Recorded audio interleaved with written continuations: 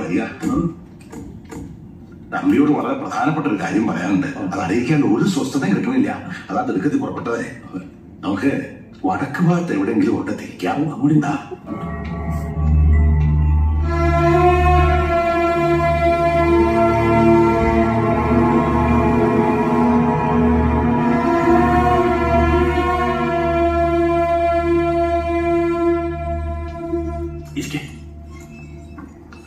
കുടുംബക്ഷേത്രത്തിലെ ഉത്സവമൊക്കെ എത്രയായി?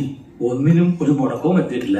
ഭംഗിയായി നടക്കുന്നു. നാളെ അവസാനിക്കാൻ ഞാൻ കൊടുത്തുവിട്ട ചാർട്ട് പ്രകാരമുള്ള ക്രിയകളൊക്കെ അത് നടക്കുന്നുണ്ട്. ഭാഗ്യായി. തമ്പിയുടെ മോളുകൂട്ടുള്ള കാര്യം പ്രശ്നമടിക്കാൻ വിശദമായിട്ടൊന്ന് നോക്കുണ്ടായി. കുട്ടിക്കിപ്പോ ദശാസന്ധിയാ. ലേശം മനപ്രയാസൊക്കെ ഉണ്ടാവും. പക്ഷേ അഷ്ടമംഗലത്തിന് തറവാട്ടിന്റെ കാര്യം നോക്കിയപ്പോ ഇത്തിരി നിർദ്ധാരിച്ചു. ഇവിടെ അകാലമത്തി വരെ ഉണ്ടാവാം എന്നൊരവസ്ഥയാ. അത്ഭുതം അവിടെയല്ല, അത് സംഭവിച്ചു കഴിഞ്ഞിരിക്കണോ.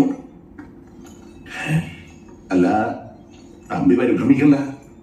ചിലപ്പോ ദൈവാധീനം കൊണ്ട് ഒക്കെ ഒഴിഞ്ഞു പോകാനും മതി.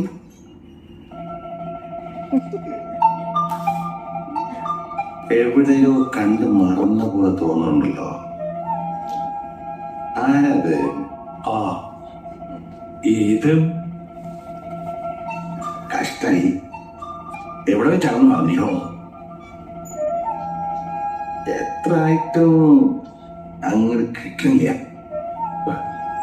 തിരുവേണി മറന്നു. തമ്മിൽ അമേരിക്കയിൽ.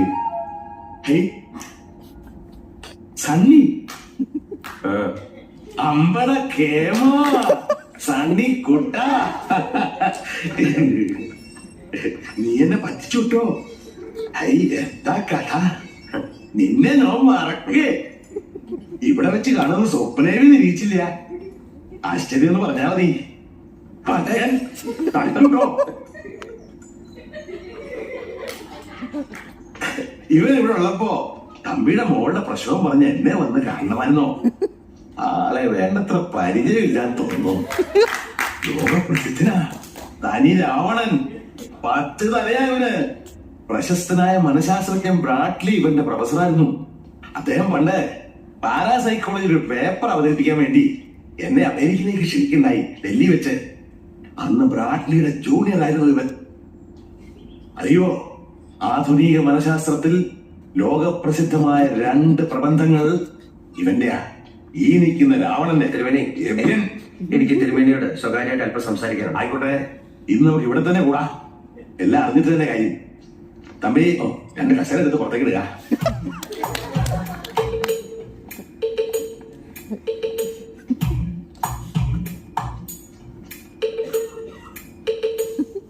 ആരും